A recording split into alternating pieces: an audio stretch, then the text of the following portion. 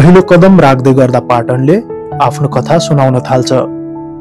पुराना इटा र काठका झ्यालहरू भन्छन्, हामीले धेरै वर्षको इतिहास बोकेका छौं। साँझको हल्का घाममा शहर झन सुन्दर देखिन्छ। यहाँ इतिहास, कला र आस्थाको धड्कन अझै जीवित छ। यो हो पाटन दरबार स्क्वायर।